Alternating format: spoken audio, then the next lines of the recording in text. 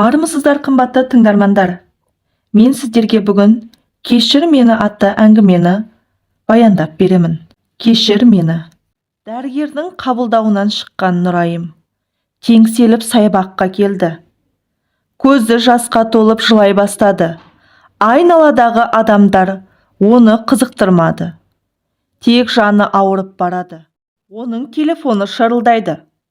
Тұтқаны көтеріп, үнсіз тыңдап отыр.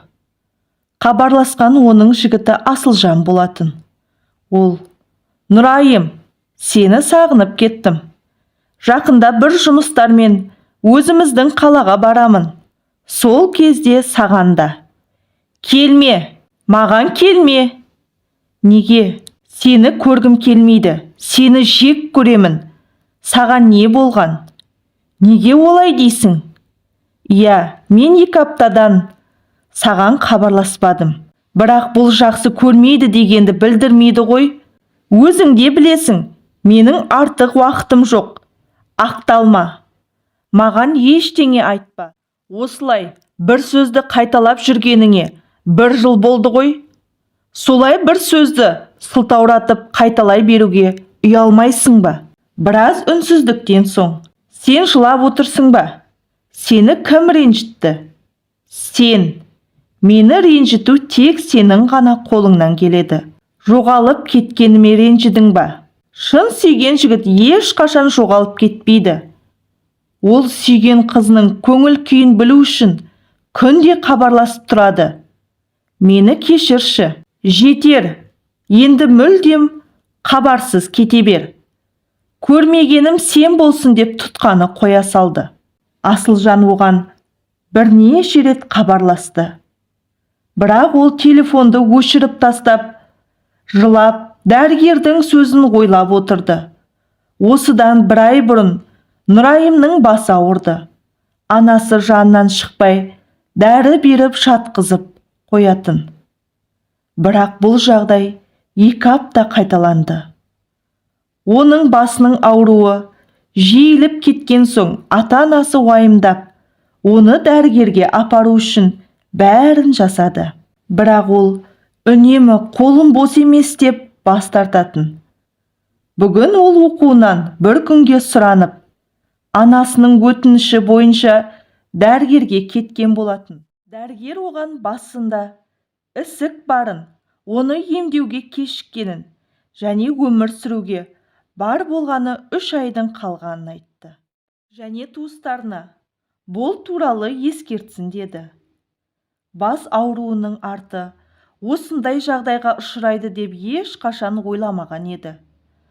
3 ай, бар жоғы 3 ай қалды. Өзінің өмірінің соңғы 3 айдан соң аяқталатынын естіген қандай ауыр еді. Нұрайым басын көтеріп үйіне қайтты. Өзін әрең ұстап келеді. Аяғын ақырын басып үйіне келді. Сіңілісі Алтынай алдынан шығып: «Әпке, келдің бе? Көзің ісіп кетіпті, жылағансың ба? Мамам мен әкем қайда?» «Тойға кетті. Айтсаңшы, саған не болды?» «Алтынай, басым ауырып тұр. Мені сұрақтың астына ала бермеші. Мамам сені бүгін дәрігерге барады деп айтты. Тағы да қолың тимеді ме?» «Дәрігерге бардым. Аздап суық тиген деді. Басқа ештеңе емес. Енді тыныштық берші. Мамам саған сүт ішшін деп еді. Қазір алып келейін» деп ас бөлмеге жүгіріп кетті. Сүт ішіп алып төсегіне жатып қалды. Алтынай оған мейірлене қарап үстіне көрпесін жауып қойды. Сосын одан алыс кетпей оның жанында кітап оқып отырды. Нұрайым түс көріп жылап оянды. Орнынан тұрып қараса, Алтынай кітапты құшақтап жанында жатыр екен. Көрпені Алтынайдың үстіне жауып, өзі тұрып кетті. Сөйтіп таңға дейін көз ілген жоқ. Сағат 8 болғанын көріп, ас бөлмеге барып таңғы ас дайындап қойды. Телефонына қарап отыр еді. Алтынай кіріп келіп: «Әпке, Сен қашан тұрдың? Таңғы ас дайындап қойғансың ба? Қазір. Мен жуынып келейін. Асыға шығып кетті. Нұрайым мен Алтынай таңғы ас ішіп отыр. Алтынай: әпке, осы демалыста мамам, папам төртеуміз бір жерге барайықшы. Олар мен айтсам келіспейді. Ал сенің сөзіңді жерге тастамайды ғой. Көптен бері сыртқа шықпадық. Жарайды. Алақай деп оны құшақтап алды. Мамам сені қатты уайымдап жүреді. Басыңның қатты ауырмағанына қуанатын болды. Осы сәтте есіктің қоңырауы соғылды. Алтынай жүгіріп барып есікті ашып, мам, әке деп екеуін құшақтап жатыр. Әкесі Мақсат: қызым, болды енді. Жіберші. Сен сағынатындай уақыт болған жоқ қой. Анасы Маржан: Нұрайым қайда? Ас бөлмеде. Таңғы ас ішіп отырғанбыз. Ерте тұрып алыпсыңдар ғой. Иә, тұрсам әпкем жанымда жоқ. Оны іздеп жүргем. Ал ол таңғы ас дайындап, менің оянғанымды күтіп отыр екен. Сіздер неге бүгін келіп тұрсыздар? Мақсат: кеше той аяқталған соң достарымызбен көңіл көтердік, деп ас бөлмеге кірді. Нұрайым орнынан тұрып, күлімдеп оларды құшақтап алды. Маржан оған қарап: түрің бозарып тұр ғой. Дәрігерге бардың ба? Бардым. Басыма суық тиген дейді. Аса қауіпті ештеңе жоқ екен. Ал дәрілер? Иә, дәрілердің тізімін берген. Бүгін барып аламын. Жарайды. Мақсат: айттым ғой, босқа уайымдайсың. Біздің Нұрайымға ештеңе болмайды. Нұрайыммен сөйлескеннен кейін Асылжан өзін жайсыз сезінді. Бұрында осындай сөздер естіген. Бірақ осы жолы неге екенін белгісіз, оның жанын ауыртып барады. Жұмысынан сұранып, өзінің қаласына баруды дұрыс деп тапты. Әрі ата-анасында көрмегеніне біраз уақыт болыпты. Жол. Асылжан Нұрайымның айтқан әр сөзіне ойланып келеді. Осы жолы одан шынымен айырылып қалардай күй кешті. Асылжан үйіне барды. Ата-анасымен көрісіп, сағынышын басып болған соң Нұрайымға хабарласты. Басында жауап берген жоқ. Кейін тұтқаны көтеріп: саған не керек? Нұрайым: жаным, мен келдім. Кездесейікші. Менің уақытым жоқ. Қайдасың? Саған өзім барайын. Универде. Бірақ қазір шығып барамын. Сен үшін келдім ғой. Кездесіп мәселені шешіп алайықшы. Жарайды, 1 сағаттан соң саябаққа кел. Асылжан саябаққа кетті. 1 сағаттың өткенін күтпеді. Үнемі олар бірге барып, отыратын орындыққа отырды. Нұрайыммен ойнап күлген әр сәтін есіне алып отыр. Бір кезде аяқтың тықылымен Нұрайымның келе жатқанын көріп, жымиып оған жүгіріп барып, оны құшақтап алды. Нұрайым оны кеудесінен итеріп: жіберші. Жоғалып кеткеніме кешірім сұраймын. Осы соңғы рет болсын, уәде беремін. Енді олай болмайды. Бос уәде. Орындалмайтын уәде. Оның маған не қажеті бар? 1 жыл сенің артыңа қарап, қателіктеріңді кешіргенім жетпей ме? Қанша ренжіп тұрсам да саған ауыр сөз айтпай күліп жүре бергенмін. Жетпей ме? Білесің ба, сені ойлап 1 жыл уақытым көкке ұшты. Сенің маған деген тырнақтай сезіміңнің жоғын ертерек сезгенімде ғой. Олай демеші. Сені қалай жақсы көргенімді білесің ғой. Оны білмеймін. Бар білерім, маған уақыты жоқ адамға алтын уақытымды құртқан екенмін. Нұрайым: олай емес, мен жұмыста.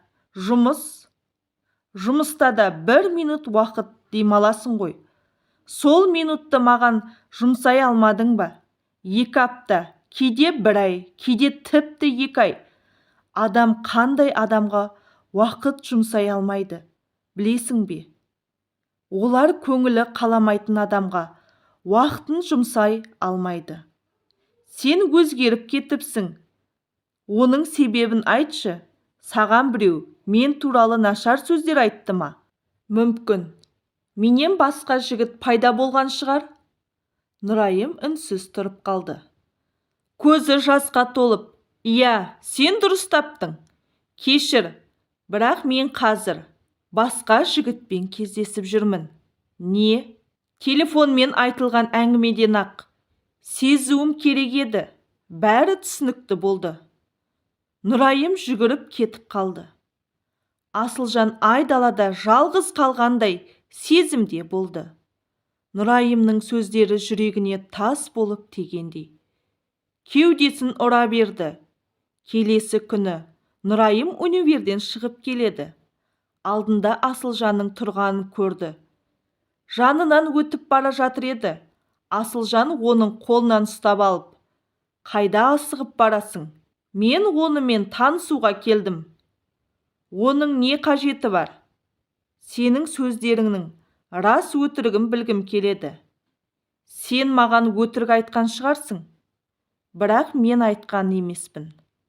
Осы жолы да. Өтірік болмаса дәлелде. Оны маған таныстыр. Дәл қазір. Мен саған өзім айтып тұрмын.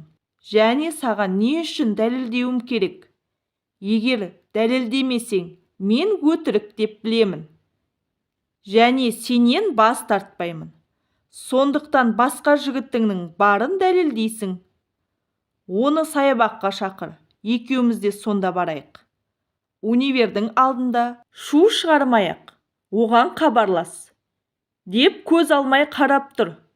Амалы қалмаған Нұрайым телефонын қолына алды. Бірақ кімге хабарласарын білмей тұр. Асылжан күліп: хабарласар жігітің жоқ па? Нұрайым өзінің мектепте бірге оқыған досы Олжасқа хабарласты. Асылжан оны танымайтын. Ал Олжас Асылжан мен Нұрайымның сезімі жайлы бәрін біледі. Тіпті Асылжанның фотосуретінде көрген. Нұрайым Асылжанды ойлап, көңілі түскен сайын ол үнемі жанынан табылатын. Нұрайым оған жағдайын түсіндіріп айта алмады. Тек саябаққа келуін ғана өтінді. Нұрайым мен Асылжан саябаққа келе жатыр. Асылжанның көңіл күйі жоқ. Нұрайым оған өзін кінәлап келеді, бірақ оны ренжітуді дұрыс деп ойлайды. Асылжан бірге барып, отыратын орындықтың жанына келіп, оған қарап: мына орындық. Біз кездескен сайын осында келіп отыратын едік. Басқа орындыққа барып отырайықшы. Неге? Менімен бірге жүрген сәттерің есіңе түсіп кете ме? Қуанышты сәттерімізде осы орындыққа отырған екенбіз. Айрылысар сәтте де отырып қалайық деп орындыққа жайғаса отырды. Нұрайым үнсіз қарап тұра берді.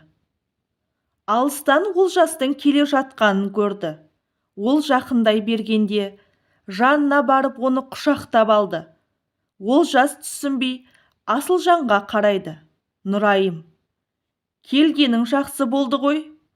Асылжан менің сөздеріме сенбей тұр еді. Қандай сөздер? Асылжан орнынан тұрып: Нұрайым саған кім болады? Ол. Нұрайым асыға: жігітім дедім ғой, жауап берсеңші, деп Олжасқа тесіле қарайды. Олжас сабырмен: иә, Нұрайым менің қызым. Ал сен кімсің? Бір қиындық бар ма? Қашаннан бері кездесіп жүрсіңдер? Нұрайым Олжасқа саусағымен бірді көрсетеді. Олжас: 1 ай болды. Сен неге менен жауап алып тұрсың? Кімсің өзі? Мына қыз айтпады ма? Мен де оның жігітімін.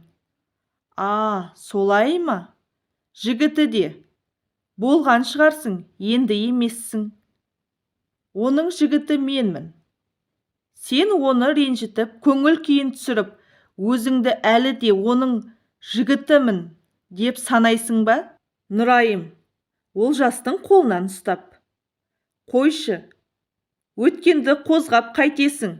Асылжан оның сөздерінен кейін біраз ашуланды. Жұдырығын түйіп, басын салбыратып, өзін әрең ұстап, орындықта отыра берді. Олжас пен Нұрайым ұзап кетті. Олжастың ойында сан түрлі сұрақтар сайрап тұрды. Нұрайым артына қарап, ұзап кеткеннен соң оның қолын жібере салды. Олжас, неге олай істедің? Жауабы бар шығар. Оны қалай жақсы көретініңді білемін ғой. Ал мына өтірігіңді қалай түсінеміз? Саған қарап бір себебі бар болар деп мен де өтірік айттым. Олжас, солай өтірік айтуыма тура келді. Саған рахмет. Сенің алдыңда қарыздармын. Неге Нұрайым? Неге өтірік айттың? Оның келгеніне қуанып, мойнына асылудың орнына мына концертті не үшін ұйымдастырдың? Ол мені жек көріп кетсін дедім. Оның менен көңілі қалғанын қаладым. Ол менен бас тартып, алыс кеткенін қаладым. Не үшін? Себебі? Неге үндемей қалдың? Айтсаңшы, қалайша өзің жақсы көріп тұрған жігіттің жүрегін жаралайсың? Сенің басқа қыздардан айырмашылығың сол емес па еді? Нұрайым, себебі мен өлемін деп жылап жіберді. Маған оның жанын жаралап, жүрегін ауырту оңай ғой дейсің бе? Ол қиналғанда менің екі есе қиналатынды білесің бе? Мен өлген соң оның қиналғанын қаламаймын. Сондықтан қазірден бастап менен алыс болғанын қаладым. Не? Сен не деп тұрсың? Ондайды аузың алма деп, оны құшақтап біраз сабырға шақырды. Екеуі бірге дәмханаға келді.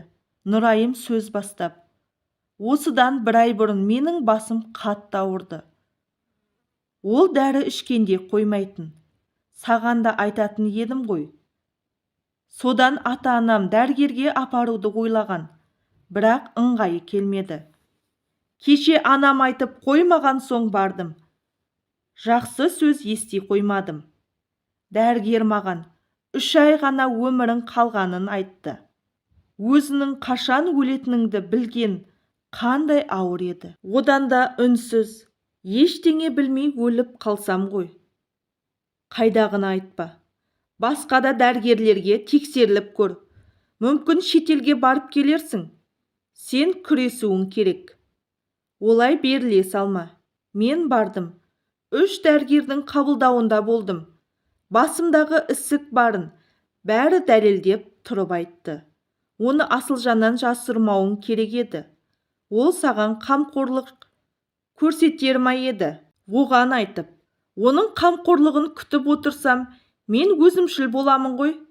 Мен өмірден өткен соң, оның жаны ауыратын болады.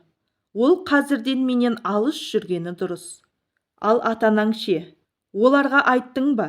Жоқ, жай ғана басыма суық тиіпті деп айттым. Бірақ неге? Себебі оларға айтсам, олар басында жылап, дәрігер іздейді. Кейін бәріне көнетін шығар. Бірақ олар менімен аяушылықпен араласатын болады ғой. Мен осы өмірімді жоғалтқым келмейді. Олар менімен күндегіше араласқанын қалаймын. Ауыр жолды таңдап тұрсың. Иә, менің жағдайым саған ғана мәлім. Сондықтан өтінемін, ешкімге тіс жармашы. Нұрайым Олжасқа айтқан әңгімеден соң үйіне кетіп қалды.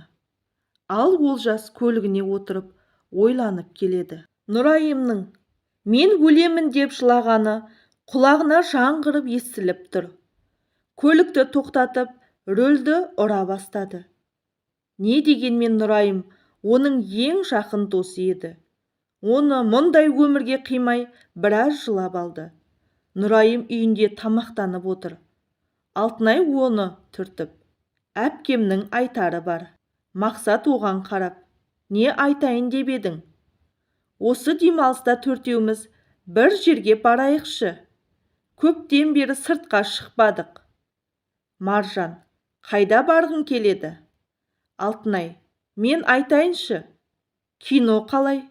Ой қызым, біз үлкен болып киноға барсақ, ұят емес пе?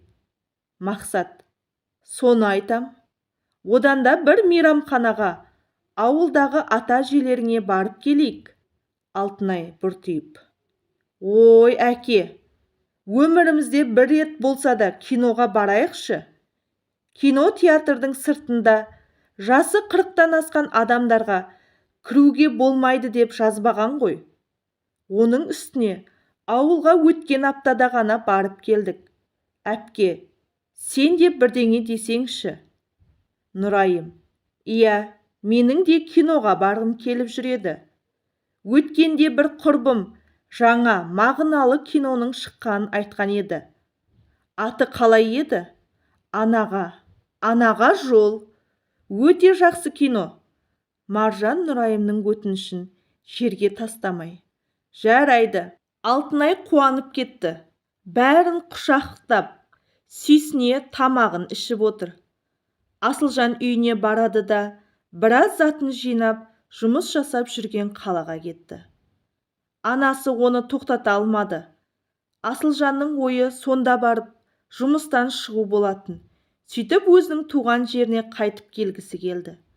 Осылай күндер өте берді. Нұрайым анасы сұрай берген соң, дәрігер айтқан дәрілер мен дәруменді сатып әкеліп қойды. Ал анасы оны уақытымен беріп жүрді. Асылжан өзінің қаласына келіп алды. Тек Нұрайымның өзіне істегендері есіне түсіп, оған ашу келетін. Олжас Нұрайымға күнде хабарласып, қалін біліп тұрды. Нұрайымның қиналғанын көру оған да ауыр болды. Бірақ шыдады. Оған қанша рет шетелге бару жайлы айтса да көндіре алмады. Себебі Нұрайымның ата-анасының қаражаты оған жетпес еді. Әрі өзі үшін шашылып қалады деп ойлады. Демалыс күні. Нұрайымның басы ауырып жатыр.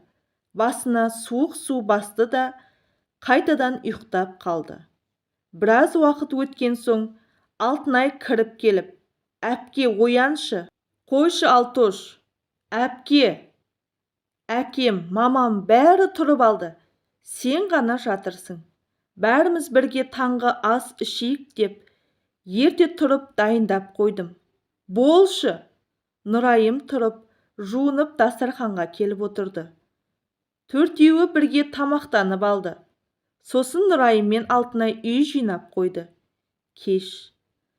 Алтынай қандай көйлек киерін білмей ойланып отыр.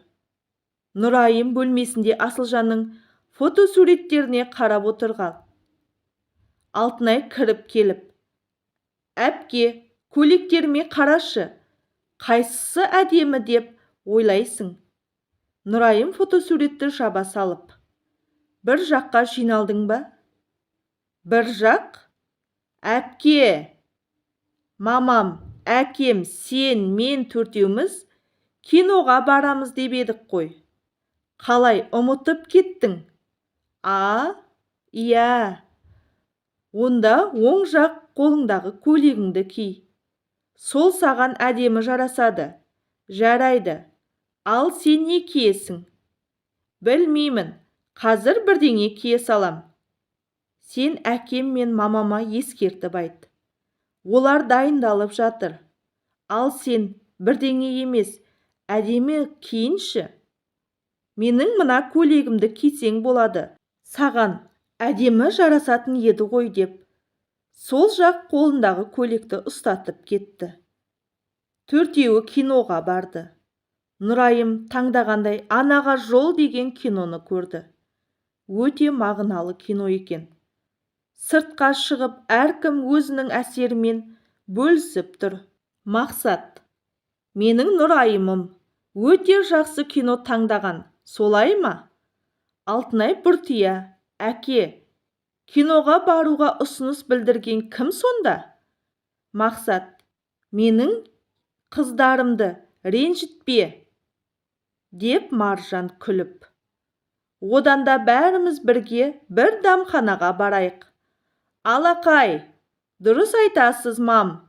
Жүріңіз, деп оның қолынан ұстап алға жүріп кетті. Нұрайым олардың күлген түрлеріне қарап қуанып қалды. Шынымен, отбасымен бірге уақыт өткізбегеніне біраз болыпты. Олар үйлеріне келді. Нұрайым біраз шаршап қалыпты. Төсегіне жата кетті. Телефоны шырылдаған соң қайта тұрды. Хабарласқан Олжас екен. Өзінің сыртта тұрғанын айтты. Оған сеніңкіремей терезеден сыртқа қарап еді. Шынымен тұр екен. Сырт киімін киіп, ата-анасынан сұранып Алтынайдың бетінен сүйіп, қайтадан шықты. Олжас күлімдеп қарап, қалың қалай? Жақсы, өзің қалайсың? Онда не істеп тұрсың? Серуендеуге шыққанмын. Сен есіме түсіп саған келдім. Жүр, серуендеп қайтайық. Шаршап тұрмын. Отбасымызбен киноға барып едік. Жаңа ғана келдік. Ренжімесең ертең, аха, мынаны қара. Жігітінің айтқанына келіспейтін қандай қызсың? Нұрайым күліп, ақымақ, жарайды. Онда басқа қыздардың мазасын алайын. Шынымен қызың бар ма еді? Жоқ, деп күрсінді. Не болды? Болған сияқты ғой. Болды, бірақ ол сен сияқты емес. Сосын тастап кеттім. Қалай сонда? Ұмыт, мен кетейін. Айтсаңшы, айтпасаң жібермеймін. Серуендейміз бе? Жарайды, бірақ қызың жайлы айтып, беремін деп уәде бересің. Айтамын, кеттік, деп алға жүріп кетті. Олар түнгі қаламен ақырын басып келе жатыр. Нұрайым Олжасқа қарап. Олжас, мен жаңа сүйген қызымның жанынан келе жатқанмын. Біраз ренжісіп қалдық. Үнемі одан кешірім сұрауға асығып жүретін едім. Бұл жолы біздің айырылысуымыз керек сияқты. Ол шеттен шығып барады. Мен сенің қызың барын білмеппін. Сені де дос дейді ғой, деп ренжіп қарап. Ал ренжісудің себебі қандай? Сол ұсақ түйек қой. Айтпағаныма ренжімеші. Сенің денсаулығың сыр беріп, мен қызым бар деп қалай айтамын? Онда сен менен алыстайсың. Сосын Асылжанға айтқан өтірігің ашылып қалады ғой. Бәрін ұмыт. Дәл қазір қызыңмен татуласасың. Жоқ, мүмкін емес. Неге? Себебі ол мені тыңдамай, аузына келгенін айтады. Мені қойшы, өзің қалайсың? Қандай киноға бардың? Анаға жол өте мағыналы кино екен. Саған да көруге кеңес беремін. Осылай әңгімелесіп, Нұрайымның үйінің жанына келіпті. Нұрайым онымен қоштасып үйге кіріп кетті. Таң. Нұрайым басы ауырып жатыр. Шыдай алар емес. Орнынан тұрып сыртқа шығайын деп киініп жатқанда әкесі Мақсат. Қызым, қайда кеттің? Универге баратын уақытың болған жоқ қой. Дүкенге нан әкелейін деп едім. Сізге бірдеңе қажет пе? Ақшаң бар ма? Иә, тоқташы қызым. Ауырып тұрған жоқсың ба? Аппақ болып кетіпсің. Жоқ, бәрі дұрыс. Қазір келемін, деп асығып шығып кетті. Нұрайым нан алып үйіне келе жатыр. Сыртқа шығып жақсарып қалғандай. Үйге кіріп отбасымен шай ішіп универге кетті. Сабақтан аяқталып универден шығып келеді. Сөмкесіне телефон іздеп келе жатыр. Оны тапты. Қуанып қолына алып бір номер тере бастады. Оған Асылжан алыстан қарап тұрған. Нұрайым оны байқамай жақындай бергенде Асылжан: сәлем. Сәлем. Қалың қалай? Өте керемет, өте жақсы. Сен үшін қуаныштымын. Сүйікті жігітіңе хабарласып жатыр ма едің? Деп көзімен телефонды көрсетті. Менің кетуім керек, деп кетейін дегенде. Асылжан артынан, сені жігітіңмен бірге кешкі асқа шақырайын деп едім. Мен де жаңа қызыммен таныстырғым келеді. Нұрайым жалт қарады. Асылжан, дұрыс естідің. Сен де менің қызыммен таныс. Кешкі 7-де Алтын ғасыр мейрамханасында күтеміз, деп кетіп қалды. Нұрайым үнсіз қалды. Жүрегі ауырып, көзіне жас келді. Өз-өзін ұстап күрсінді де Олжасқа хабарласып, болған жағдайды айтып берді. Олжас онда баруға қарсы болды. Нұрайым оған жалынып көндіріп алды. Кеш. Нұрайым әкесіне бір досының туылған күні деп өтірік айтып сұранды. Оған сыртқа шығуға рұқсат етілді. Әдемі көйлегін киіп, шашын сәндеп отыр еді. Анасы Маржан кіріп келіп, оған жымиып қарап, менің қызым қандай әдемі, көз тимесін деп бетінен сүйді. Алтынай кіріп келіп, мен мам, сен де әдемсің. Тек Нұрайым тұңғышым ғой. Қарашы, бой жетіп қалыпты. Ой, қойыңызшы. Мен де бой жеттім ғой. Әпкем тағы қайда барады? Досының туылған күні. Сен кедергі келтірме. Нұрайым күліп анасына қарап. Шашым қалай? Көйлегіммен жарасып тұр ма? Бәрі өзіңе құйып қойғандай. Сенің ұзатуыңда да көрсем ғой. Алтынай, бұйырса, мам, көріп қалармыз. Әпкем келесі жылы оқуын аяқтайды ғой. Сол кезде қызымды қалай жібереді екенмін? Нұрайымның жүрегі ауырып кетті. Көзіне жас үйіріле бастағанда, ол өтірік күлімдеп, мен кеттім, сау болыңыздар деп шығып кетті. Сыртқа шығып басын төмен түсіріп келеді. Ойланып кеткен, жылап келеді. Олжас көлікте күтіп отыр. Оны көрген соң терезені ашып, айқайлап жатыр. Бірақ оны естіген жоқ.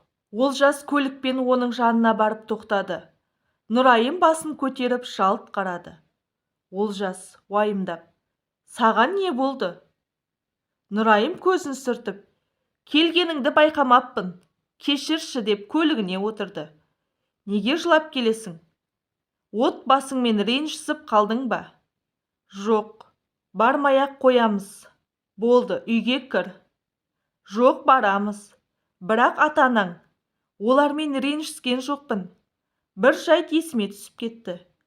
Екеуміз қазір Асылжан айтқан жерге барсақ, мынадан да жаман болар.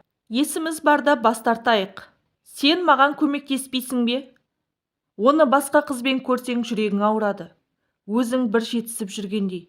Қашан өзіңді ойлайсың? Жағдайың күннен күнге нашарлап барады. Неге өзіңді қолға алмайсың? Мен тек оның қызын көргім келеді. Көрсең жазылып кетесің ба? Соны айтшы маған. Жоқ, онда неге өзіңді қинайсың? Сенің жағдайыңды біліп тұрып, көмектесе алмау оңай дейсің бе? Дейді де көзіне жас келіп. Кешір мені. Осы уақытқа дейін жанымда болғаныңа рахмет. Мені ойлама, сау бол деп көліктен түсіп кетті. Олжас көзі жасқа толып көліктен шығып, оны іздей бастады. Телефонын алып хабарласты. Бірақ Нұрайым жауап бермеді. Олжас Нұрайымды ренжіткеніне өзін кінәлі сезінді. Қайта-қайта қоңырау соға берді, бірақ жауап жоқ. Хабарламалар жазып кешірім сұрап жатыр. Оның үйіне кірмегеніне сенімді. Мүмкін Асылжан айтқан мейрамханаға кеткен болар деген оймен көлігін қатты жылдамдықпен жүргізіп сонда келді. Нұрайым ішке кірейін деп тұр екен. Асылжан, Нұрайым деп айғайлап жанына жүгіріп келіп. Кешірші өтінемін. Жарайды, ұмытайықшы. Мен сенімен біргемін. Кірейік пе? Деп қолын созды. Нұрайым ақыры басын изеп, қолын ұстап ішке кірді. Асылжан олардың қол ұстасып келе жатқанын көріп, іштей қызғанып қалды. Жанында отырған қызға көзімен көрсетіп, келді дегендей ымдайды. Олар жақындай бергенде Асылжан орнынан тұрып, ғашықтар келдіңдер ма? Нұрайым Асылжанның жанындағы қызға қарап, кешіккеніміз үшін кешірім сұраймыз. Көп күтіп қалдыңдар ма? Жоға, ештеңе етпейді. Танысып қойыңдар. Менің қызым Салтанат. Ал бұлар достарым. Нұрайым мен Олжас, дейді даусын бәсеңдеп. Нұрайым Салтанатқа қолын созып, танысқаныма қуаныштымын, деп күлімдейді. Мен де, Олжас та қолын беріп, мен де танысқаныма қуаныштымын. Асылжан, қане жайғасыңдар, отырып танысайық. Олжас Нұрайымды отырғызып, өзі жанына отырды да, оған сусын құйып берді. Салтанат оларға қарап, өте әдемі жұп екенсіңдер. Кездесіп жүргендеріңе қанша уақыт болды? Білуге бола ма? Асылжан жаман қарап отыр. Олжас сезіп, 1 ай. Ал өздеріңе ше? Бізге 3 күн ғана болды. Негізі бұрыннан таныс едік. Нұрайым қолын жуып сыртқа шығып, орнына барайын дегенде, Асылжан оны құшақтап алды. Нұрайым, Асылжан жіберші, деп итеріп жіберді. Неге? Мені сағынбадың ба? Жоқ. Біздің арамыз үзілген. Енді сағынудың керегі жоқ. Ал соған кім кінәлі? Бұрын бізге бәрі қызығатын. Ал қазір қандай дәрежеге жеттік? Демек, мен кінәлі екенмін ғой.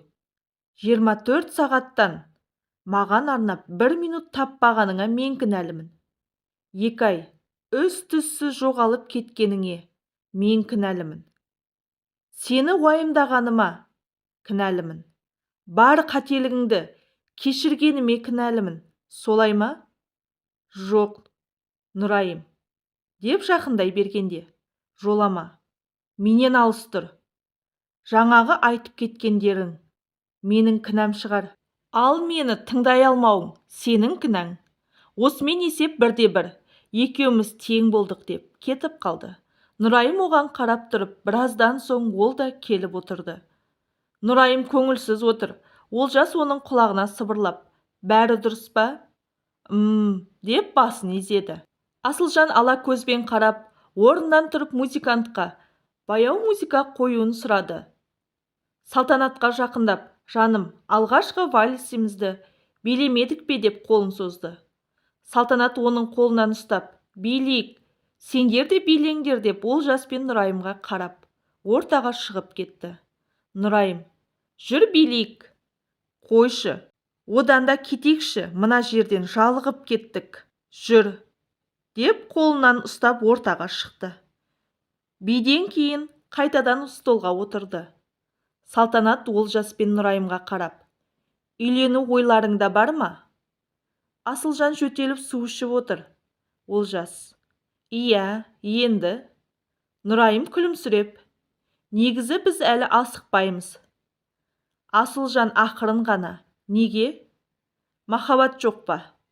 Бар, тек біраз күте тұруымыз керек, өздеріңше.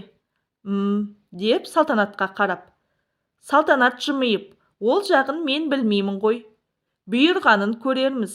Төртеуі үйге қайтайын деп қоштасып жатыр. Салтанат, Нұрайым, сен маған ұнап қалдың. Асылжанның достары менің де достарым ғой. Жақынырақ араласып, құрбы болып кетуге қалай қарайсың? Иә, сен де маған қатты ұнадың. Артық қылығың жоқ. Дәл өзім сияқты қыз екенсің. Бізді таныстырған Асылжанға рахмет, деп Асылжанға қарайды. Олжас, жарайды, тағы көрерміз. Ренжімеңдер, енді біз кеттік. Асылжан мен қоштасып, Нұрайымның қолынан ұстап қарап тұр. Бір жағы қимай тұрса, екінші жағынан ашулы, қолын тартып алып. Сау болыңдар, деп Салтанаттың қолынан ұстап кетіп қалды. Нұрайым көзі жасқа толып олардың соңынан қарап тұр. Олжас оны құшақтап, жүр, кетейік. Олжас пен Нұрайым көлікке отырды. Нұрайым үнсіз жылап жіберді. Олжас, бұл сенің қалауың, бәрі кеш емес. Оған шындықты айт. Жаныңда болады. Өміріңнің соңғы сәттерін соның жанында өткіз. Жоқ, болмайды. Мен өлген соң ол қиналып қалады. Асылжан мен Салтанат көшеде келе жатыр. Асылжан: Салтанат, сені таксиге салып жіберейінші. Ренжімесең. Сен ше, қайда барасың? Бір жерге. Қандай жер? Мен де барам. Жоқ, сен үйіңе қайтуың керек. Сені мен барамын. Мынандай уақытта бір өзің не істемекшің? Жаныңда мен де жүрейін. Салтанат, айтқанымды тыңда. Таксиге отырып үйіңе барасың. Ал мені жайыма қалдыр. Саған не болды? Неге маған айғайлайсың? Ештеңе, өтінемін. Айтқанымды істе. Деп такси тоқтатып, оны отырғызып жіберді. Өзі сыраханаға кіріп кетті. Сыра ішіп таң атқанша отырды. Сосын аяғына нық тұра алмай қисайып жүріп үйіне барды. Таң. Нұрайым ұйқысынан оянып терезені ашып қойды. Салқын самал желмен біраз рахаттанып тұрды да киініп бөлмесінен шықты. Ас бөлмеге барып таңғы ас дайындайын десе, анасы дайындап қойған екен. Оған әкесі, сіңілісі Алтынайды оятуды бұйырды.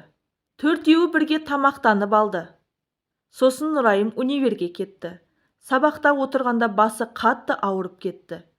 Екі қолымен басын ұстаған күйі отыра берді. Оқытушы оған алаңдап дәрігерге жіберді. Дәрігер үйге қайтуын ескертіп айтқан соң жиналып үйіне бара жатыр. Басы айналып, аяғын әрең басып келеді. Көз алдындағы заттар қозғалып тұрғандай. Сөйтіп жүріп жолдан шығып кетіпті. Бір көліктің әрең тоқтағанын сезді. Көзін ашып, кім екенін көре алмай жерге құлап барады. Көлікпен келген Олжас болатын. Нұрайымды көтеріп алып көлігіне отырғызып, ауруханаға бара жатыр. Нұрайым басын ұстап: тоқташы, көлікті тоқтатшы. Сен кімсің? Жоқ, ауруханаға баруымыз керек. Олжас, сен бе? Тоқташы, өтінемін. Олжас көлікті тоқтатып: аурухана? Олар маған көмектесе алмайды. Басымның ауырғаны олардың берген дәрісінен жазыла кетпейді. Олжас оған қарап үнсіз отыр. Оның бұлай қиналғанын көре алмай, көліктен түсіп сыртқа шығып кетті. Нұрайым көлікте басын ұстап отырды. Көзін жұмып ақырын даусын шығара санап отыр. Бір кезде көзіне жас тамшылап, аузын басып жылап алды. Олжас Нұрайымның есігін ашып: шық. Тым болмаса таза ауа көмектесер. Нұрайым сыртқа шықты. Көзін жұмып алып терең тыныстап тұр. Ақырын көзін ашып еді. Басының айналғаны біраз қойған сияқты. Қозғалып тұрған заттар тоқтап қалғандай. Жан жағына қарап: біз мұнда қашан келдік? Ауруханаға осы саябақ арқылы бара жатыр едім. Тоқта дегеніңде осында тоқтады ма? Осы саябақ басқаларға қарағанда тым тыныш. Адам да көп келмейді.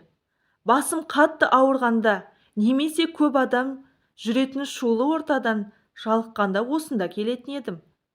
Қазір бұл жерді де ұмытыппын ғой. Қаласаң біраз серуендейік деп қолын созды. Нұрайым оның қолынан ұстап саябаққа кіріп барады. Нұрайым телефонын қолына алып: сен 18 рет хабарласыпсың ғой? Иә, бірақ жауап бермедің. Саған алаңдап келе жатқанымда сені жол ортасынан көрдім. Көзім бұлдырап басым қатты ауырды. Жолдан қалай шығып кеткенімді білмеймін. Олжас ауыр күрсініп: білесің бе? Менің жүрегім ауырады екен. Не? Жүрегің бе? Жүр ауруханаға барайық. Не үшін? Жазылып кету үшін. Миға қонбайтын сұрақты қоймашы. Олар менің жүрегімді емдей алмайды. Ол сенің мына түріңді көріп ауырады. Сенің әдемі раушан гүлінен су құйылмай құрғап солып қалған раушан гүліне ұқсап бара жатқаныңды көру ауыр тиіп жатыр. Олжас, менің ең жақын досым сенсің ғой. Нұрайым, сені ажал алып кетпекші. Ал мен мұны біле тұра ештеңе істей алмаймын. Сенсіз қалай өмір сүремін? Өзіңе бауыр басып қалдым. Сен менің қарындасым сияқтысың. Қарындасымсыз қалай өмір сүремін? Дейді көзіне жас тамып. Қаласаң арамызды үзейік. Мүмкін сол кезде саған ауыр тимейтін шығар. Асылжан сияқты алыстан қарап, іштей ренжіп жылайын ба? Өтінемін, Олжас, олай демеші. Менің өмірімнің соңғы сәттерінде бұлай көңілімді түсірмеші. Асылжан, менсіз өмір сүруге үйренгенін, қалағандықтан солай жасағанымды білесің ғой. Олар бір орындықта отырды. Олжас үнсіз іштей жылап отырса да, сырт көзге білдірмеуге тырысып отыр. Нұрайым ақырын басын ұстап, аспанға қарап көзінен жас тамып кетті. Олжас, басың әлі ауырып тұр ма? Нұрайым, иә, дегендей ымдайды. Олжас оған жақындап, аздап уқалап берейін, жазылып кетер деп оның басын уқалай бастады. Нұрайым көзін жұмып үнсіз отыр. Бір кезде керемет, неткен ғажап деген қыздың даусы шықты. Екеуі жалт қарады. Олжас орнынан тұрып, сен мұнда не істеп жүрсің? Серуендеп жүрмін. Сені жаңа сүйіктіңмен көремін деп ойламаппын. Қандай жарасымды едіңдер? Басы ауырып тұр ма? Дұрыстап уқала. Жетер. Менің ісіме араласпай жайыңа жүр. Мені осы қыз үшін тастап кеткеніңе сене алмай отырмын. Мынаның менен қай жері артық? Нұрайым таңырқай. Сіз. Олжастың. Олжас оның сөзін бөліп, жаңағы қызға тістене қарап. Сенімен кейін сөйлесермін. Оған мән берме. Нұрайым, аузына келген айта берсін. Қане, кеттік деп қолынан ұстап кетіп қалды. Екеу көлікте келе жатыр. Олжас оның көңілін көтеру үшін бір жерге тоқтап, жылқыға отыру білесің бе? Жоқ деп басын шайқады. Қане кеттік деп көліктен асыға түсті. Нұрайымды сыртқа шығып, жан-жағына қарап, кең далада, таза ауа, жылқылар, ауылға ұқсап кетті ғой. Бұл жерді ипподром дейтіннен хабардар шығарсың. Бұнда неше түрлі бәйгеге қосатын жылқыларды дайындайды. Әрі қала ішінен жалыққан тұрғындар бір сағатқа жылқыларды жалға алып, серуендеуге болады. Сонда біз қазір жылқыға отырамыз ба? Иә. Қорқатын ба едің? Жоқ. Бірақ бұрын отырып көрмеппін. Қалай болады екен? Отырып көрмеген болсаң тіпті жақсы. Бұрын атам айтушы еді. Жылқы адамның досы. Ол бәрін түсінеді деп. Оларды жақсы көріп кетесің. Олар екі жылқыны уақытша жалға алды. Нұрайым жылқының жанына жақын барып, басынан сипап күлімдеп қарап тұр. Олжас телефонын алып оны фотоға түсірді. Асылжан бөлмесінде Нұрайымның фотосуретіне қарап отыр. Онымен бірге өткізген бақытты сәттерін есіне алып отыр. Әкесі бөлмесіне кіріп, бір үйге құжаттарды апарып беруді тапсырды. Құжаттарды қолына алып үйден шығып кетті. Таксиге отырып мекен-жайға қараса, Нұрайымның үйіне жақын жерде орналасқан екен. Құжаттарды апарып беріп, Нұрайымның үйіне қарап өтіп барады. Алтынай сабақтан келе жатқан, оны көріп, сізді бір жерден көрген сияқтымын. Білмеймін, деп кетейін дегенде, Нұрайымның сыртқа шығып, Алтынай, Алтош, үйге кірсеңші деген даусы естіліп қалды. Тоқтап артына қарап тұр. Нұрайым сасқалақтап, Алтынай жүрсеңші деп қолынан ұстап бара жатқанда, Асылжан, Нұрайым қалың қалай? Мені көрмей қалдың ба? Неге амандаспайсың? Жақсы, уақытымыз аз, үйге кіруім керек. Алтынай таңырқай, әпке, ол кім? Жай танысым ғой, жүр кірейік деп үйіне кіріп кетті. Асылжан үнсіз қарап тұра берді. Терең тыныстап үйіне кетіп қалды. Таң. Нұрайым универге сабаққа барды. Саябақ аяқталған соң сыртқа шықса, Олжас оны күтіп тұр екен. Нұрайым оған жақындап барып: «Не істеп тұрсың? Сені күтіп тамақтануға барайықшы. Түскі ас ішпеп пе едің?» «Жарайды» деп оның көлігіне отырды. Дәмхана. Олжас пен Нұрайым тапсырыс беріп күтіп отыр. Олардың бірге отырғанын көріп, Асылжанның досы оған хабарласып айтты. Асылжан асыға сол дәмханаға барды. Алыстан олардың күліп отырғанын көріп, көңілі түсіп кетті. Даяшыны шақырып: «5-ші үстелге менің атымнан коктейль жіберіңізші». Даяшы оның өтінішін орындады. Нұрайым оған қарап, өзін жайсыз сезініп отыр. Олжас даяшыға қарап: «Рахмет, сол үстелге де осы коктейльден апарып беріңіз. Нұрайым, қаласаң, басқа дәмханаға барайық». «Жоқ, осында отыра берейік». Олжас тамақтанып отыр. Нұрайым тамаққа қарап, көңілсіз отыр.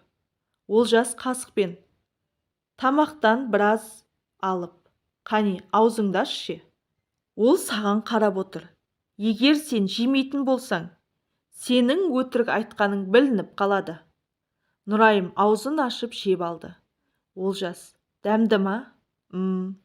«Қане тағы да». Олжас деп басын шайқады. «Бізден көз алмай отыр». «Жарайды» деп тағы да аузын ашты. «Ары қарай өзім жеймін». «Міне, мұның дұрыс». Асылжан оларға жақын келіп: «Қалдарың қалай?» Олжас: «Жақсы, рахмет. Сендермен бірге отырсам бола ма? Ренжімесең». Нұрайым: «Отыра бер, салтанат жоқ сияқты. Жалғыз отырғаның болмайды». «Рахмет» деп Нұрайымның жанындағы бос орындыққа қарап отырайын дегенде Олжас: «Тоқта» деп өзі Нұрайымның жанына отырып: «Сен менің орныма отыр». «Рахмет» деп Нұрайымға қарап отырды. «Тапсырыс берсеңші, даяшы, маған минералды су өтінемін». Даяшы су әкеліп қойды. Үшеуі үнсіз отыр. Олжас: «Салтанат қайда?» «Үйіне кеткен болар, кішкене інісіне қарау керек». Олжастың телефоны шырылдап кетті. Ол: «Алло». «Ау, естілмей тұр, әке. Мен қазір келемін» деп Нұрайымға қарап, орнынан тұрып кетті. Асылжан: «Бақытты шығарсың. Жігітің жаныңда, сенен бір елі алыс кетпейді. Енді жолыңнан шықпаймын. Көрмегенім сен бол. Бақыт тілеймін» деп орнынан тұрып кетіп қалды. Нұрайым көзі жасқа толып үнсіз. Ол кеткенше артынан қарап отыр. Оны тоқтатып, құшақтап мауқын басқысы келеді. Бірақ әттең, олай жасауға болмайды. Өзінің өлімнен кейінгі оның өмірі бақытқа толғанын қалайды. Олжас келіп кетіп қалды ма? Нұрайым көңілсіз басын изеді. Олжас орнынан тұрып: «Жүр, біз де кетейік». Олжас Нұрайымды аттракциондарға ойнауға алып келді. Балмұздақ жеп, ойнап күліп фотоға түсті. Нұрайым бір қуыршаққа ұзақ қарап тұрғанын байқаған. Олжас: «Не болды? Мына қуыршаққа қарашы. Кішкентай кезімізде Алтынай осы қуыршақты аламын деп біраз жылап еді. Қаражаттың жоғынан ата-анам оны алып бере алмаған. Алтынай оны көпке дейін ұмыта алмай жылап жүрді. Оны ұмыттыру үшін өзімдікі деп санаған ойыншықтардың бәрін беріп алдандырған едім». Олжас сатушыға қарап: «Мына қуыршақты сыйлық ретінде орап беріңізші». Сатушы бірден оны айтқанын істеп жатыр. Нұрайым: «Олжас, қажеті жоқ. Алтынай қазір оны ұмытқан. Бала күнгі реніш қалып қоймасын. Кеш болса да апарып бер». «Рахмет» дейді көзіне жас тамып. «Соған да жылайсың ба енді?» «Қуанып тұрмын. Өзімді ұстай алмай қалдым» деп көзін сүртті. Әдемі етіп оралған қуыршақты оған ұсынып: «Жүр, үйіңе жеткізіп салайын». Нұрайым үйіне келді. Алтынай үстіне алжапқыш тағып алған. Есікті ашты. Келдің бе? Торт пісіріп едім, аздап күйіп қалған сияқты. Ас бөлмеде Мақсат пен Маржан қыздарын күтіп отыр. Нұрайымның қолындағы сыйлықты байқаған Алтынай: «Әпке, саған біреу сыйлық сыйлаған ба?» Жоға, ала ғой. Бұл саған. Маған ба деп қуанып ашып жатыр. Ішінен қуыршақты алып шықты да: «Бұл мен кішкентай кезімде қолым жетпеген қуыршақ қой. Әке, мам, қарашы!» деп қуыршақты құшақтап алды. Маржан күліп: «Сен әлі ұмытпағансың ба? Есейгенде қолым жетеді деп ойламаппын». Мақсат: «Нұрайымға рахмет айтсаңшы. Сенің бала күнгі еркелігің мен тілегіңді әлі ұмытпаған». «Рахмет әпке, жақсы көремін сені» деп бөлмесіне жүгіріп кетті. Маржан: «Нұрайым, отыра ғой». Алтынайдың күйген тортын жиектеп күлді. Таң. Нұрайым сабағына бармақшы болып үйден шығып кетті. Жолда ойланып келе жатыр. Өзінің уақыты аз қалғандай, бәрімен қоштасып үлгеремін ба деп ойланды. Сабаққа барғысы келмей саябаққа жол тартты. Асылжанмен бірге жүрген әр сәтті есіне түсіп, оны ойлап келеді. Айтқан әңгімелері, күлген күлкісі бәрі құлағында сайрап тұрғандай. Келе жатып жолға шықты. Асылжан мен Салтанатты байқап қалды. Асылжан аяқ асты жүгіре жөнелді. Нұрайым түсінбей қарап тұр. Асылжан жолға шығып кеткен баланы құтқармақшы болып жүгіріп кетіпті. Жаны қалмай өзі де артынан жүгірді. Көлік жүргізушісі көлігін тоқтата алмай жүріп келіп, Асылжанды қағып кетті. Ол жерге құлады. Баланы жолдың шетіне шығарып үлгерді. Нұрайым мен Салтанат екі жақтан жүгіріп барды. Асылжан орнынан тұрып басын ұстады. Басы аздап қанап тұр екен. Жүргізуші шошып кетіп, жедел жәрдем шақырып жатыр. Нұрайым оның жанына барып, басының қанаған жерін сөмкесіне орамал алып, таңып берді. «Менен аулақ жүр. Сенің көмегіңе зәру емеспін. Мына орамалды басып, қанды тоқтатшы». «Қажет емес дедім ғой. Кет бұл жерден». Салтанат түсінбей қарап тұр. Асылжан оның қолынан ұстап: «Міне, маған көмектесетін адам. Ал сен әуре болма» деп Нұрайымға қарайды. Нұрайым Салтанатқа қарап: «Кешіріңдер» деп артқа бұрылып кетіп қалды. Асылжан басы қанап оған қарап тұр. Жедел жәрдем келіп, оның басын таңып, қауіпті ештеңе болмағанын айтты. Жүргізушіге ескерту жасаған соң жібере салды. Баланың анасы оған алғысын айтып жатты. Асылжан мен Салтанат жолда келе жатыр. Салтанат басындағы сұрақтардан арыла алмай, Асылжанға қарап: «Сенен бірдеңе сұрайыншы. Неге Нұрайымға ұрсып жібердің? Ол саған көмектескісі келді. Олжас пен Нұрайым менің достарым деуші едің ғой. Оны кейін біле жатарсың. Қазір жауап бергім келмейді». Нұрайым көңілсіз келе жатыр. Оған Олжас хабарласып, оны ол жерден алып кетті. Нұрайым: «Олжас, менің бір өтінішімді орындашы. Айта бер, менің өлімімнен соң сүйген қызыңмен қайтадан қосылшы. Оған бәрін түсіндіріп айт. Сені кешіретін шығар. Оны кейін көреміз. Ол жайында сөз қозғама, өтінемін. Уәде берші».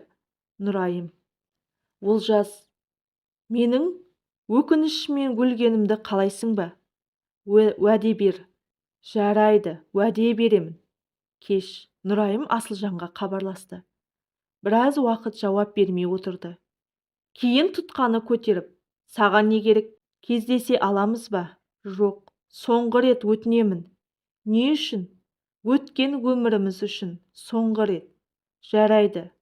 Онда дәл қазір біздің саябаққа, біз үнемі бірге отыратын орындыққа». «Аха» деп ата-анасынан сұранып, киініп шығып кетті. Саябақ. Нұрайымның Асылжанмен кездесуге кеткенін Олжас білмейді. Асылжан Нұрайымнан бұрын барып күтіп тұр екен. Нұрайым жақындап: Басың қалай? Ауырып тұрған жоқ па? Жоқ. Не айтайын деп едің? Нұрайым асықпай орындыққа отырып. Біз бақытты жұп едік. Мына орындыққа отырып, ойнап күлетін едік қой. Өткенді еске алу мақсатында шақырсаң, менің уақытым жоқ. Кетуім керек. Бұрын көңіл күйіміз болмағанда, осындай кеште келіп сырласушы едік қой. Тым болмаса, танысым ретінде болса да отыршы. Асылжан отырды. Нұрайым, сені соңғы рет көргім келді. Соңғы рет сөйлескім келді. Неге соңғы рет деген сөзді қайталай бересің? Бір жаққа кетіп барасың ба? Иә, өте алыс жаққа. Салтанатпен бақытты өмір сүруіңді тілеймін. Мен бермеген бақытты саған сол берсе екен, қайда бармақсың?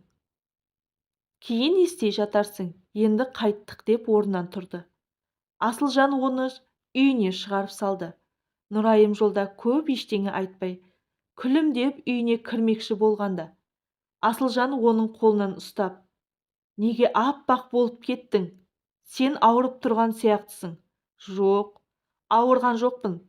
Сау бол деп кіріп кетті. Асылжан үйіне қайтып кетті. Жол бойы мазасы болмай, Нұрайымды ойлап, ұйықтап қалды. Таң. Нұрайым көңілді тұрып, отбасына таңғы ас дайындап қойды. Оларды оятып, бәрі бірге тамақтанып алды. Сосын олармен қоштасып, универге кетті. Өзін өте көңілді ұстады. Сабақтан кейін дүкен аралап, отбасына сыйлықтар алды. Үйіне келіп, ата-анасына, сіңілісіне сыйлықтарын ұстатып беріп жатыр. Бәрі алғысын айтып, сыйлықты қуана алды. Одан кейін Олжасқа хабарласты да үйден шығып кетті. Олжаспен біраз әңгіме айтып, күліп келеді. Нұрайым үйіне келді. Ата-анасы ұйықтайын деп бөлмеге кіріп барады екен. Оларды қимастықпен құшақтап, қайырлы түн тіледі.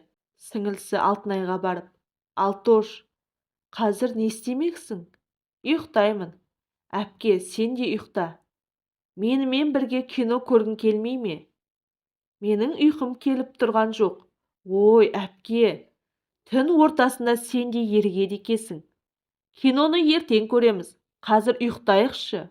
Жарайды, қайырлы түн жаным деп, оны құшақтап алды. Жібергісі келмей біраз тұрды. Алтынай, әпке, болды ғой, жіберші. Тап бір қоштасып жатқандай. Саған не болды? Деп сөйлеп бөлмесіне кіріп кетті. Нұрайым ұйқысы келмей, үй ішінде біраз жүрді. Сосын отырып, Асылжанға хат жазды. Өмірінің соңғы сәттерін сезгенде бәрімен қоштасып жатты. Хатты жазып болған соң сыртына Олжасқа деп жазып қойыпты. Қойын дәптерінің арасына салып қойды. Қойын дәптерінің ішінде сол хат және Асылжанмен бірге түскен фото суреттері ғана бар. Басқа ештеңе жазылмаған. Іші тап-таза күйінде сақталған. Оны үстел үстіне қоя салды. Кейін төсегіне жатып ұйықтамақшы болды. Оның көзі жұмылып, басы ауыра бастады. Соңғы сәт, соңғы дем, соңғы минуттар. Ақырын жаны үзіліп кетті. Оның уақыты келген екен. Бұл жайында ешкім білмеді. Бәрі алаңсыз ұйқыда жатты. Ана жүрек шыдасын ба? Қайта-қайта шошып оянып, дұрыс ұйықтай алмады. Оның бөлмесіне барса, оған ұйықтап жатқандай көрінді. Өзін сабырға шақырып, қайта төсегіне жатып қалды. Асылжан түсінде онымен қоштасып жатқанын көріп, шошып айғай салды. Анасы жанына келіп су беріп, қайта жатқызғанымен, әрі қарай көзі іле алмады. Нұрайымды көргісі келіп, оның күлкісін, әңгімесін есіне түсіріп жата берді. Жаны жай таппай, таң атқанша жүрегі тыныштық бермей ауырып шықты. Таң. Алтынай ата-анасымен ас бөлмеде отыр. Әкесі Мақсат. Алтош, әпкеңді оятшы. Түнімен кино көрген. Маған кино көрейікші деп жүреді. Әлі тұрмағанына қарағанда, тым кеш ұйықтаған болу керек. Маржан, барып оят. Сабағына кешігіп қалмасын. Алтынай Нұрайымның бөлмесіне кіріп, әпке тұршы, сағат 10 болды. Сабағыңа кешіктің ғой. Әпке, әкем мен мамам шақырып жатыр. Тұрсаңшы. Туф, әпке деп бұдан да бөлмеден шығып ас бөлмеге келді да. Ерке қыздарыңыз тұрмайды. Қанша оятсам да көзін ашар емес. Маржан орнынан атып тұрып, оның бөлмесіне барды да, қызым, Нұрайым, тұра ғой деп, маңдайын ұстап, денең сұп-суық қой, тоңып жатырсың ба? Қызым, не болды? Ауырып қалдың ба? Нұрайым! Мақсат жүгіріп келіп, не болды? Көзін ашпай жатыр, жедел жәрдем шақыршы. Денесі сұп-суық, ауырып қалды ма? Қызым! Жедел жәрдем келді. Оны тексеріп болған соң ата-анасына қарап, өздеріңізге бекем болыңыздар, ол өмірден өтті. Арты қайырлы болсын. Маржан жылап, сіз не деп тұрсыз? Мүмкін емес. Қайтадан тексеріңіз. Ол жай ауырып қалған. Неге тұрсыз? Оны тексеріңіз. Мақсат оны әрең ұстап тұр. Алтынай оның жанында отыр.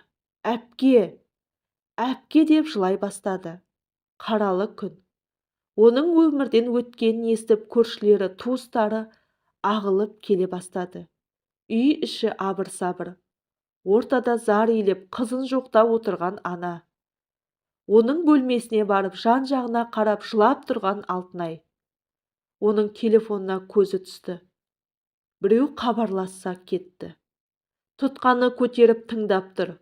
Олжас арғы жақтан. Нұрай, Нұрайым, қайдасың? Телефонды неге көтермейсің? Бүгін универге келмедің ғой. Әпкем өмірден өтті, деді әрең даусын шығарып. Олжас бірден оның үйіне келді. Жан-жағына қарап, көзіне жас келді. Ата-анасына сабырға шақырғанмен, өзінің жүрегі ауырып сыздап барады. Маржан дәрігерді шақырып, оны тексеруін талап етті. Оның өмірден өтуінің себебін білгісі келді. Дәрігер тексеріп, оның ауырғанын бәрін айтып берді. Басындағы ісіктің жарылып кеткен, жан тапсырғанын да айтты. Оны қимастықпен жер қойнына тапсырды. Бірақ ата-анасының ойына, оның біреу өмірден өткенде көп жылауға болмайды екен. Ол адамның өмірінің аяқталғаны ғой. Қатты жылап оны ойлағанмен ол адам қайта келмейді. Сондықтан сабыр сақтау аса маңызды деп айтатыны түсті. Өзін өзі іштей жеп отырса да, өз-өзіне көп жыламауға серт берді. Барлық адамдар кетіп қалды. Олжас қана бір орындықта отырған күйі қозғалмады. Мақсат оған жақындап, балам, сен кім боласың? Нұрайымның жақын досы. Оның бөлмесіне кірсем бола ма? Әрине. Алтынай оны әпкесінің бөлмесіне апаршы, деп өзі Маржанға су әкелді. Олжас пен Алтынай оның бөлмесіне кірді. Бөлме іші жап-жарық. Нұрайымның жоғы қатты сезіледі. Жан-жағына қарап, көзіне жас келіп жылады. Үстел үстіндегі қойын дәптерді көрді. Қолына алып ішін ашып еді. Асылжан мен Нұрайымның фотосуреттері жерге шашылып қалды. Алтынай, мен Олжас отыра қалып жинап жатыр. Алтынай, мына жігіт әпкемнің жігіті ма? Болған, оны өткенде көргенмін. Әпкем екеуі суық сөйлесті. Кім екенін сұрағанды жай танысым деп еді. Олжас күрсініп, қатты қолын алып, өзінің есімін көрген соң ішін ашты. Онда Асылжанға берерсің деп жазылған екен. Әрі қарай ашпай, бұларды мен алып кетейін, қарсы емес шығарсың деп, қолынан ұстап шығып кетті. Олжас Асылжанға қатты беру үшін оған хабарласты. Асылжан тұтқаны көтеріп, алло, мен Олжаспын, не керек? Саған бірдеңе беруім керек, уақытың бар ма? Сені қайдан таба аламын? Не бермекшісің? Менің уақытым жоқ. Кейін өзім хабарласамын деп тұтқаны қоймақшы болғанда. Олжас, тыңдашы, бұл Нұрайымның өтініші еді. Сенің қызың маған не бергісі келіп қалды? Бұл өте маңызды, кездесуіміз керек. Қарсы болмашы. Жарайды, қазір 1 сағаттан саябақ жаққа барамын. Олжас саябаққа келіп бір орындыққа отырды. Бір минуттан соң Асылжан келіп, не беріп жіберді? Мыналарды деп фотосуретті қолына ұстатты. Осы үшін шақырдың ба? Сонша маңызды деп едің. Әлі ештеңе білмейсің ғой. Саған неге бұларды алып келді деген ой келмей ма? Неге өзі хабарласпайды деп ойламадың ба? Менімен кездесуді қаламаған болар. Өйткені сезімдері есіне түсіп кетер деген болар. Ал фотосуреттер. Мен мына хат қоштасу белгісі. Дұрыс айтасың, қоштасу белгісі. Бірақ өмірдегі қоштасу емес, мәңгілік қоштасу. Сен не деп тұрсың деп асыға қатты ашты. Оны оқып отырып көзіне жас келді. Нұрайым онда өзінің ауру жайында, Олжас жайында жаза келе соңында салтанатпен бақытты бол, мені кешір деп аяқтаған екен. Асылжан сенбей, бұл не мазақ? Енді менімен ойнауларың қалып еді. Бұл мазақ емес, бұл шындық. Ол өмірден өтті. Асылжан үнсіз жаны жоқ адамдай тұрып қалды. Тіпті көзінен жас та ақпады.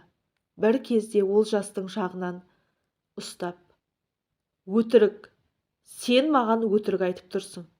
Қалай дәтің барады? Өліммен қалжыңдауға болмайтын білмейтін бе едің?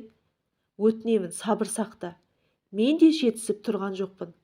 Оның өлімін есту маған оңай дейсің ба? Олжас оны біраз сабырға шақырған соң Нұрайымның мазарына алып барды. Екеуі имамды шақырып Құран оқытты.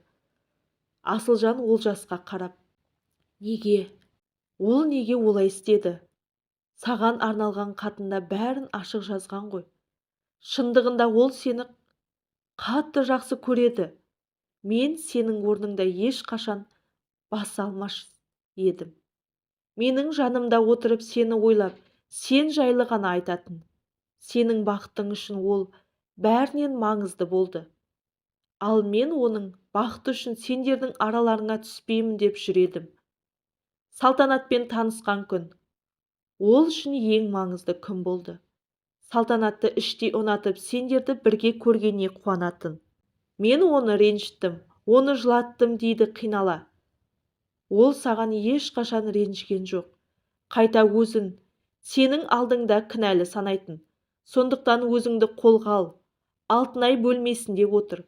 Нұрайым сыйлаған қуыршаққа және Нұрайымның фотосуретіне қарап үнсіз отыр. Бір кезде маған қуыршақ керек емес. Маған сен керексің әпке. Сені сағындым. Кино көрейікші, қайтып келші. Мына қуыршақ қалай сенің орныңды басады? Кім менің күйген тортымды жейді? Кім мені қорғайды деп жылайды? Анасы Маржан мен әкесі Мақсат кіріп келді. Мақсат, сабыр сақта. Ол қуыршақты еріккеннен сыйлаған жоқ. Сенің бала күнгі тілегіңді орындағысы келді. Маржан, жылама, өзіңді ұстай ғой. Оның ұзатылып бара жатқанын көру сізге арман болып қалды ғой, мама. Анасы іштей жылап. Оның маңдайына сол жазылған ғой. Амал қанша. Қаралы күннен кейін Асылжан мен Олжас өте жақын араласып кетті. Олар дос болып кетті. Асылжан жарты жыл өткен соң Салтанатқа үйленді. Өткен өмірі жайында оған бәрін айтып, ал Олжас өзінің уәдесін орындады. Яғни өзінің сүйгені Мадинамен қайта қосылды. Оған үнемі Нұрайым жайлы айтып отыратын. 5 жыл өткен соң Асылжан Олжасқа хабарласып, Олжас, бүгін Нұрайымның өмірден өткен күні. Біз үйден шығып барамыз. Әдеттегідей оның мазарына барып, Құран оқытамыз.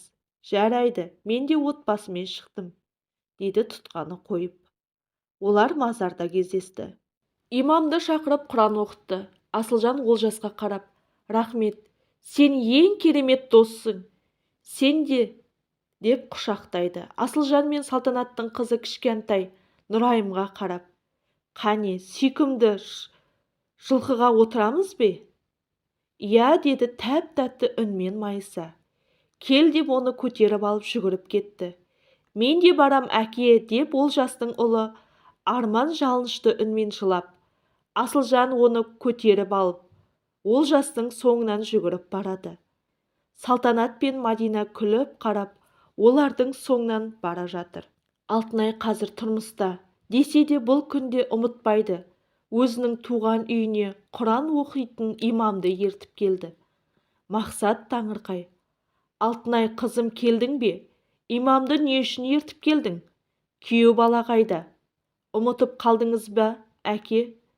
Бүгін әпкемнің өмірден өткен күні. Оған Құран оқытқанымыз дұрыс болар. Күйеу балаңыз жұмысында. Бізді кіргізбейсіз бе? Маржан күрсініп. Кіріңіздер. Имаммен келгенің жақсы болды, қызым. Тұңғышымның өмірден өткеніне 5 жыл өтіпті ғой, деп көңілсіз үйге кіріп кетті.